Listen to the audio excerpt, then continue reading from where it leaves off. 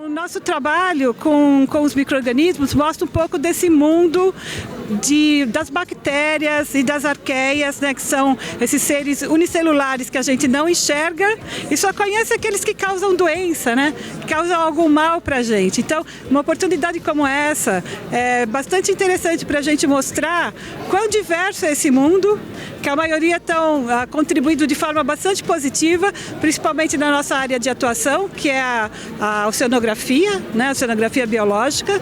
Então, a gente veio tentar mostrar, de alguma forma, mesmo que seja difícil, nós não temos aqui os organismos, né, não dá para trazer um microscópio, né, mas a gente consegue trazer um pouquinho desse mundo, né? Então, aqui são células de bactérias que cresceram no meio de cultura, eles têm esse pigmento que são como protetor solar para eles, e assim tentar trazer essa informação, né? A gente trabalha principalmente no laboratório com os ambientes extremos em oceanografia, então com mar profundo ou condições de limite da vida, seja com temperaturas muito altas ou muito baixas, né, ou exposição à luz UV.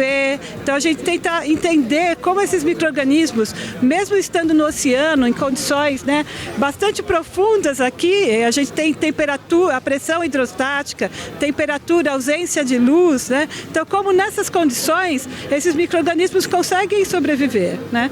E fazer alguns links, né? Que essa adaptação ela pode ser usada tanto em biotecnologia, como compreender a vida aqui, como surgiu a vida no planeta, né? Ou como se existem vidas em outros planetas, que é a astrobiologia, né? Então a gente tenta fazer esse link também dessa sobrevivência nesses ambientes extremos com essas outras condições, tá? Então e a gente tenta trazer isso numa linguagem que o público consiga entender.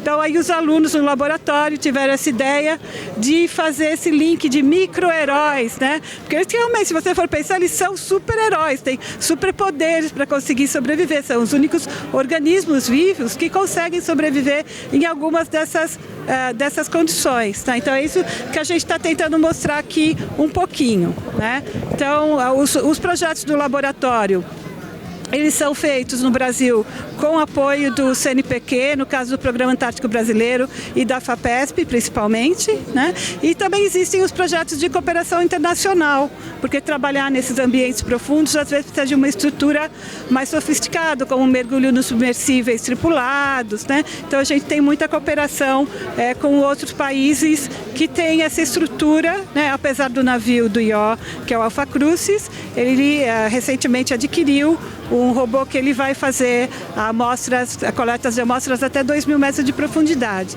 Isso vai ajudar a gente bastante a aumentar a pesquisa em mar profundo do Brasil.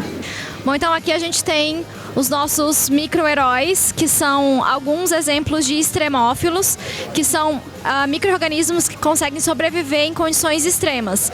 Então esse aqui é o nosso recordista de temperatura alta. Então o máximo que a gente encontra de temperatura alta de uma vida conseguindo sobreviver é 122 graus, que é essa arqueia chamada Methanopyrus. Em relação à temperatura baixa, o nosso recorde de vida que consegue sobreviver é a menos 25 graus, que é essa bactéria que se chama Planococcus. Em relação à radiação, a gente tem essa bactéria que se chama Deinococcus radiodurans, que ela consegue sobreviver a doses muito altas de radiação. Inclusive, os cientistas da NASA colocaram ela no espaço, na parte externa da Estação Espacial Internacional, e ela conseguiu sobreviver a condições do espaço, como temperatura muito baixa, radiação alta e ao vácuo. E ela é usada como modelo para a gente tentar buscar vida fora da Terra, como por exemplo em Marte e nas luas geladas do nosso sistema solar, como Encélados e Europa. Essa aqui, ela é uma bactéria que ela consegue se alimentar de ferro.